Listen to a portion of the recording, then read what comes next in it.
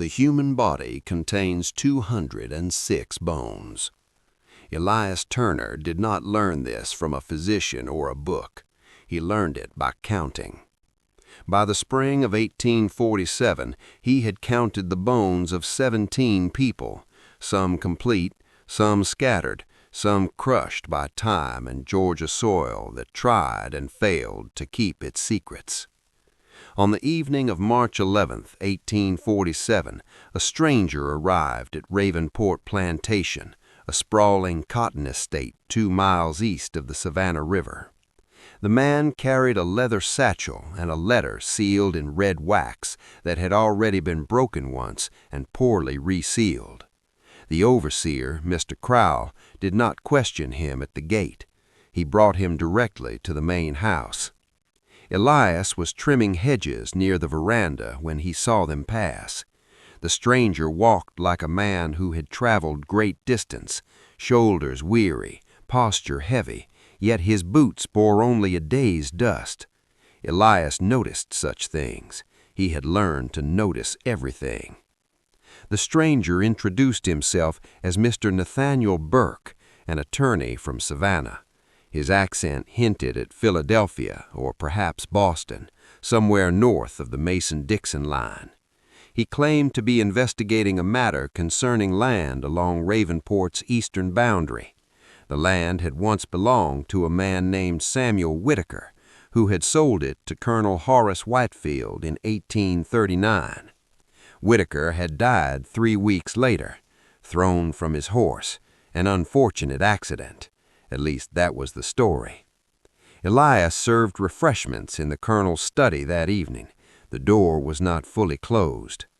"No clear will," Burke was saying, "but there are irregularities in the transfer, discrepancies in the filing dates, payments that don't align."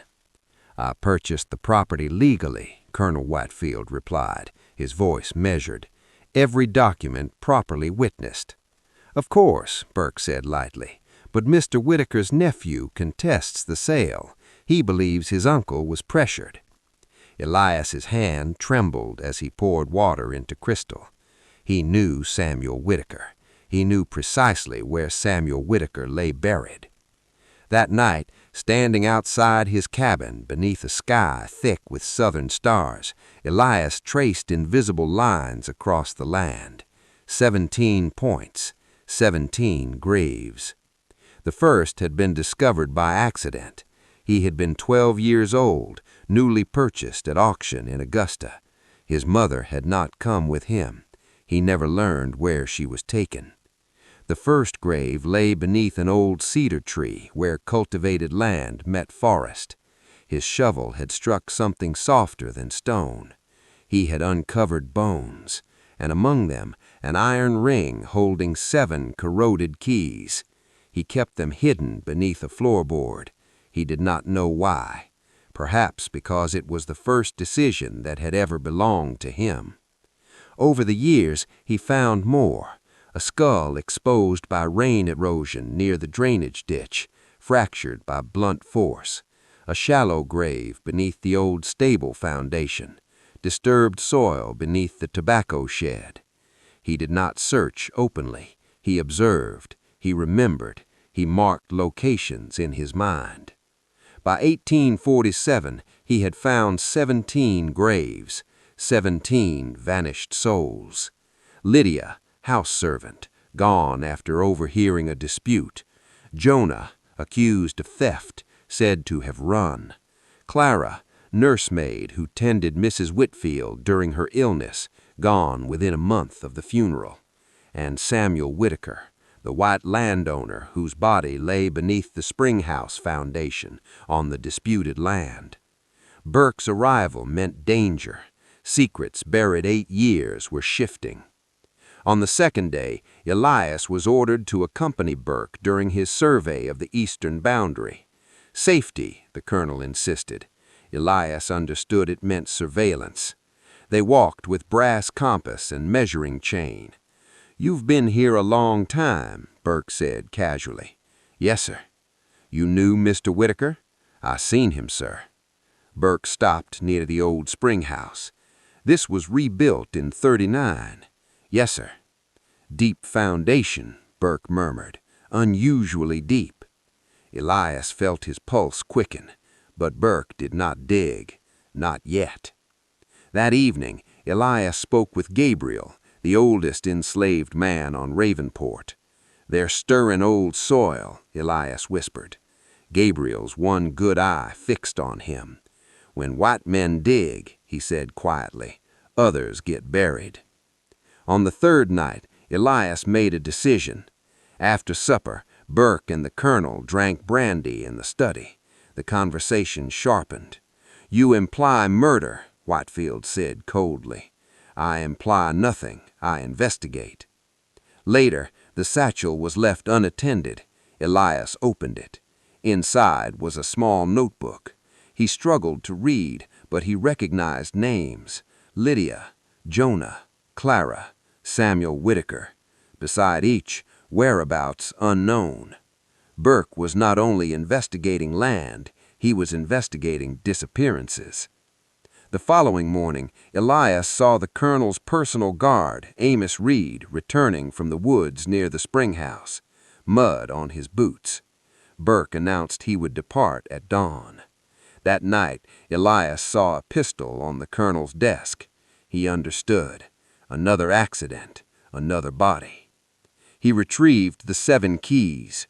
One unlocked the study door. Another opened a cabinet. Inside, ledgers, payments dated after Whitaker's death, special expenditures. At the bottom, a small wooden box.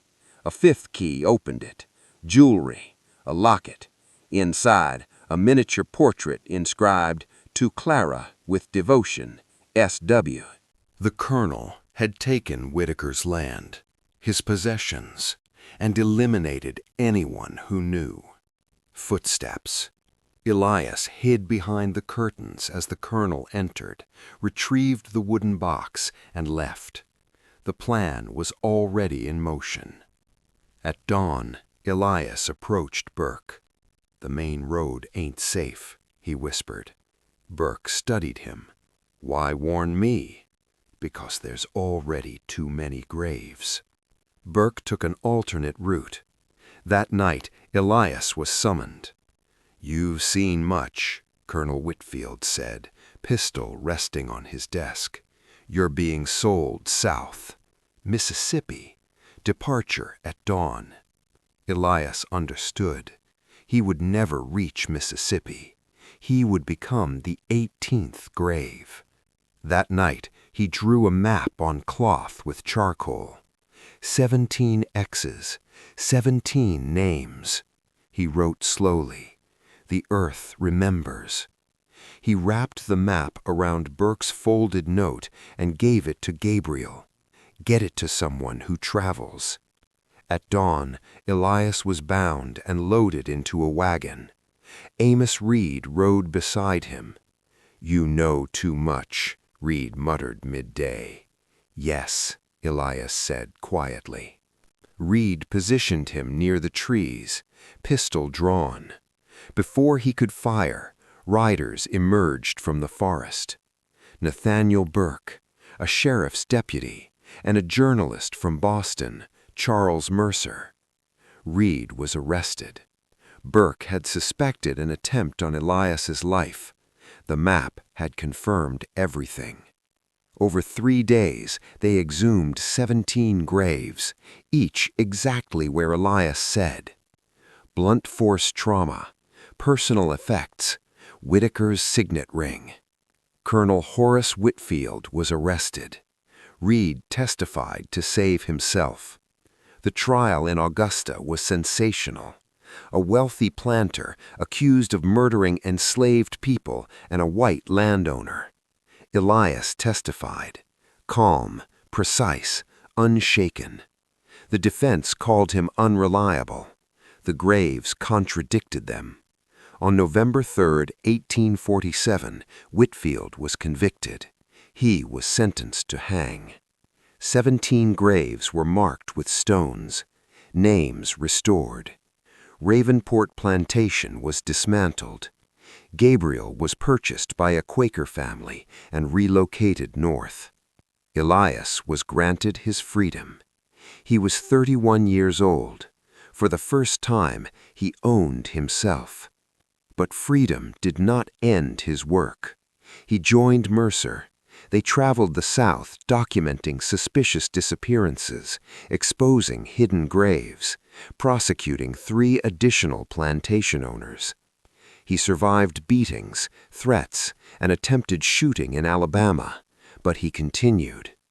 When the Civil War began, he served as a scout for the Union Army, mapping terrain with the same careful eye that once traced graves. After emancipation, he helped families locate burial sites of lost relatives. He remembered, he marked, he spoke. Elias Turner died in 1889 at 73. His headstone bore one sentence: he remembered. The land that had been Ravenport is quiet now. The house collapsed long ago. The cotton fields grew wild. But 17 graves remain, because one man refused to forget. He looked at the earth and saw people. He carried their names when records erased them. He spoke when silence was safer. And in the end, the soil yielded its truth. Some secrets can be buried, but some will always rise. And sometimes all it takes is one man who chooses to count.